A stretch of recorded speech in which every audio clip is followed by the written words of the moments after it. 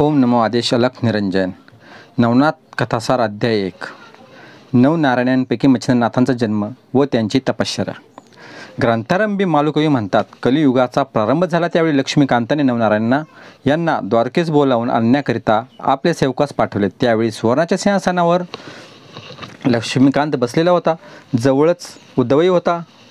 इतक्यात कवी, हरी, अंतरिक्ष, प्रबुद्धी, पिप्पलाय, नवत्र, चमस, द्रुमिल आणि करभंजनाचे नवनारायण तिथे येऊन दाखल झाले. त्यास पाहताच हरीने सिंहासनाखाली येऊन मोठ्या गौरवाने त्यास आलिंगन देऊन आपल्या सुवर्णाच्या सिंहासनावर बसवले. नंतर त्यांची षडोपचारांनी पूजा केली. तो मोठा समारंभाचा थाट पाहून कोणत्या कारणास्तव आम्हास बोलावून आणले असे नवनारायणांनी हरीस विचारले. तेव्हा त्यांनी त्यास सुचवले की आपणास सर्वांस कलियुगात अवतार घ्यावायचे आहेत. जसे राजहंस एका जुटीने समुद्राच्या उदकात जातात त्याचप्रमाणे आपण सर्व एकदम अवतार घेऊन मृत्यूलोकात प्रगट होऊ. हरीचे असे भाषण ऐकून ते म्हणाले, जनार्दना, आपण आम्हास अवतार घ्यावायचे सांगता, पण अवतार घ्यावायचा तो कोणत्या नावाने हे कळवावे. त्यांचे हे म्हणणे ऐकून द्वारकाधीशाने सांगितले की तुम्ही सर्वांनी अवतार घेऊन संप्रदाय स्थापन करून दीक्षा देऊन उपदेश करीत जावा. तुम्ही कदाचित असे म्हणाल की आम्हासच अवतार घ्यावायचे सांगता, असे मनात आणू नका. तुमच्याबरोबर दुसरी बहुत मंडळी मृत्यूलोकी अवतार घेणार आहेत. प्रत्यक्ष कवी वाल्मिकी हा तुळशीदास होऊन येईल. तसेच शुकमुनी हा कबीर, व्यासमुनी तो जयदेव व माझा ते आवडता जो उद्धव तो नामदेव म्हणून येईल. जांबुवंत हा नरहरी या नावाने अवतार घेऊन प्रसिद्धीस येईल. माझा भाऊ जो बलराम हा पुंडलिक होईल. मी सुद्धा तुमच्यासोबत ज्ञानदेव म्हणून अवतार घेईन. कैलासपती शंकर हा निवृत्ती होईल. ब्रह्मदेव हा सोपान या नावाने अवतार घेऊन प्रसिद्धीस येईल. आदिमाया ही मुक्ताबाई होईल आणि हनुमंत हा रामदास होईल. मग जसे रमवा होणारी जी कुब्जा आहेत ती जनीदास या नावाने उघडकीस येईल. मग आपणाकडून होईल तितके आपण कलीमध्ये भक्तिमात्म्य वाढवू. अवतार कोणत्या ठिकाणी व कशा रीतीने घ्यायचा याची सविस्तर कळण्याविषयी नवनारायणांनी पुन्हा विनंती केली.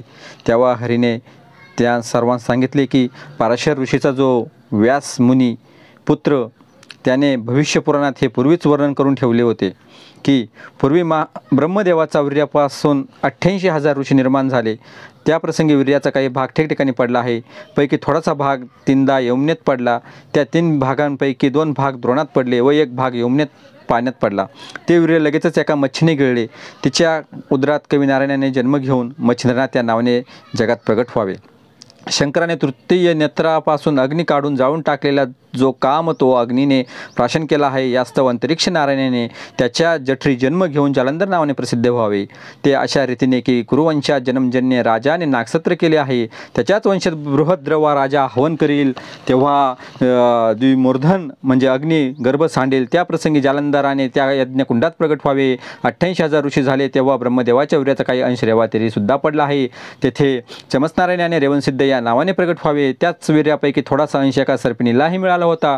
तो तिने प्राशन केला. मग जन्मजय राजाच्या सर्पसत्रात ब्राह्मणांनी साऱ्या सर्पांची आहुती दिली. त्या समयी तिच्या उदरात ब्रह्मबीज आहे असे जाणल्यावरून त्या सर्पिणीला आस्तिक ऋषीने वडाच्या झाडाखाली लपून ठेवले. पूर्ण दिवसभरानंतर ते अंडे तिथेच टाकून निघून गेली. ते अंडे अजून तेथेच होते तसे आहे. त्यात अविहोत्र नारायणाने जन्म घेऊन वटसिद्ध नागनाथ या नावाने प्रसिद्ध व्हावे. मच्छिंद्रनाथ याने सूर्यरेत प्राप्तीत्सव मंत्र म्हणून दिलेले भस्म उकरड्यावर पडेल. त्यात सूर्य आपले वीर्य सांडेल. ते उकरडामय असेल. त्यात हरिनारायण याने गोरक्ष या नावाने प्रगट व्हावे. दक्षाच्या नगरात त्याची कन्या पार्वती हिला लग्न समारंभास समय पाहून ब्रह्मदेवाचे वीर्य गळाले. त्या समयी त्यास परम लज्जा उत्पन्न झाली. मग ते वीर्य रगडून चौफोर केले. त्यावेळी ते एके बाजूस 60,000 ठिकाणी झाले. त्याचे 60,000 वालखिल्य ऋषी झाले. दुसऱ्या अंगाच्या केराबरोबर भागीरथी नदीमध्ये पडले. ते कुश बेटात गेले. ते अद्याप तेथे तसेच आहे. यास्तव पिप्पलाय नारायणाने तेथे प्रगट होऊन चरपटीनाथ नावाने प्रसिद्ध व्हावे.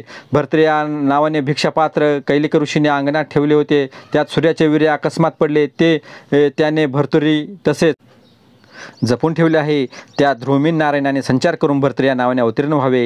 हिमालयाच्या अरण्यात सरस्वतीच्या उद्देशाने ब्रह्मदेवाचे वीर्य गळाले. त्यातले थोडेसे जमिनीवर पडले. त्यावरून वाघ चालल्यामुळे त्याच्या पायात राहिले व थोडेसे हत्तीच्या कानात पडले. त्यात प्रबुद्धाने संचार करून कानिफा या नावाने प्रगट व्हावे. गोरक्षाने चिखलाचा पुतळा केला. त्यात करभंजनाने संचार करावा. अशा रीतीने कोणी कोठे व कसे जन्म घ्यावायचे याही नवनारायणाने खुलासेवार समजून करून दिली. मग ते आज्ञा घेऊन तेथून निघाले व मंदरचलावर गेले. तेथे शुक्राचार्यांच्या समाधीजवळ समाधीस्थ होऊन राहिले. पुढे हे 9 व शुक्राचार्य असे 10 जण निघाले. एके दिवशी शिवपार्वती कैलास पर्वतावर असता तुम्ही जो मंत्र जपत असता त्याचा मला अनुग्रह द्यावा असे पार्वतीने शंकरास म्हटले. हे ऐकून तो तिला म्हणाला, मी तुला त्या मंत्राचा उपदेश करीन, पण यासाठी एकांत स्थान पाहिजे. तर चल आपण ते कोठे आहे त्याचा शोध करू असे म्हणून ती उभयंता एका स्थानात पाहावयास निघाली. ती फिरत फिरत यमुनेवर आली. तेथे मनुष्याचा वासन नव्हता. यामुळे ते स्थान त्यांनी पसंत केले व तेथे ते उभयंता बसली. तेथे पार्वती सुंदर मंत्रोपदेश करू लागले. पण ज्या एका मच्छ्याने ब्रह्मवीर्य गिळून यमुनेत प्रवेश केला होता तो गर्भिणी जवळच उत्कात होती. तिच्या उदरातील गर्भ तो मंत्र ऐकत होता, जेणेकरून त्या शुद्ध ज्ञान प्राप्त झाले व भाव नाहीसा होऊन तो ब्रह्मरूप झाला. उपदेश संपल्यावर उपदेशाचे सार काय समजलीस म्हणून शंकराने पार्वतीस विचारले. इतक्यात मच्छिंद्रनाथ गर्भातून म्हणाला की सर्व ब्रह्मरूप आहे. हा ध्वनी ऐकून शंकराने तिकडे पाहिले तेव्हा मच्छीच्या उदरी कवी नारायणाने संचार केल्याचे समजले. मग त्या शंकराने सांगितले की तुला माझा उपदेश ऐकल्याने पुष्कळ लाभ झाला, परंतु हाच उपदेश मी तुला दत्तात्रयाकडून करवीन. यास्तव तू पुढे बद्रिकाश्रमाचे ये, तेथे मी तुला दर्शन देईन असे सांगून पार्वती शंकर कैलासास गेले. मच्छिंद्रनाथ मच्छीच्या उदरामध्ये तोच मंत्र जपू लागला. पूर्ण दिवस भरल्यानंतर त्या मच्छीने अंडे नदीतीरी टाकून आपण उत्कात निघून गेली. पुढे काही दिवसांनी किती एक बकपक्षी मासे धरावयास यमुना तटी आले. त्यांनी ते अंडे पाहिले व लगेच आपल्या तीक्ष्ण चोचीने फोडले. तेव्हा त्याची 2 शकले झाली व एका शकलात ते बालक पाहून व त्याच्या कर्कश रडण्याचा शब्द ऐकून ते भिवून पळून गेले. पुढे तो शिंपला कामिक नावाच्या कोळ्याने पाहिला. त्यात सूर्यासारखा देदीप्यमान बालक पाहून त्याच्या अंतःकरण कळवळले आणि कोणीतरी सावं ज्या कोमल बालकाला मारिलं असे त्यास वाटले. इतक्यात आकाशवाणी झाली की हा साक्षात कवी नारायणाचा अवतार आहे. ह्या बालकास तो आपल्या घरी घेऊन जा, नीट संरक्षण कर व ह्याचे नाव मच्छिंद्रनाथ असे ठेव. ह्याच्याविषयी तो मनात कमपी विषय आणू नको. ते ऐकून कोळ्याने त्यास घरी नेले व आनंदाने आपल्या श्रद्धता श्रीस दिले व मुलगा आपणास ईश्वराने दिला म्हणून सांगितले. तिने त्यास घेऊन अति आनंदाने स्तनाशी लावले. तो पान्हा फुटला. मुलगाही दूध पिऊ लागला. मग मुलास नाव माखू घालून पाळण्यात निजवले. आधीच त्या उभयतांना मूल व्हावे म्हणून आशा सुटली होती. अशात अविचत पुत्ररत्न हाती आल्यास त्यास अनुपम आनंद झाला. मच्छिंद्रनाथाचे वय 5 वर्षाचे झाल्यावर एके दिवशी त्यास समागम घेऊन तो याचा बाप कामिक मासे मारण्यासाठी यमुनेवर गेला. तेथे त्याने मासे मारण्यासाठी जाळे पसरवले आणि पुष्कळ मासे त्यात आल्यावर ते बाहेर मच्छिंद्रनाथाजवळ आणून ठेवून पुन्हा जाळे घेऊन तो पाण्यात गेला. ते बापाचे कृत्य पाहून आपल्या मातृकुळाचा नाश करावयास हा उद्युक्त झाला आहे असे मच्छिंद्रनाथाच्या मनात आले. तसेच आपण असता बाप हे कर्म करीत आहे हे स्वस्थ बसून पाहणे चांगले नाही. व आस्तिक ऋषीने सर्व प्रकारे उपकार करून जन्मनेय राजाच्या सर्पसत्रात नाकुळाचे जसे रक्षण केले त्याचप्रमाणे आपण कसेही करून याचा हा उद्योग बंद केला पाहिजे असे मच्छिंद्रनाथाने मनात आणले.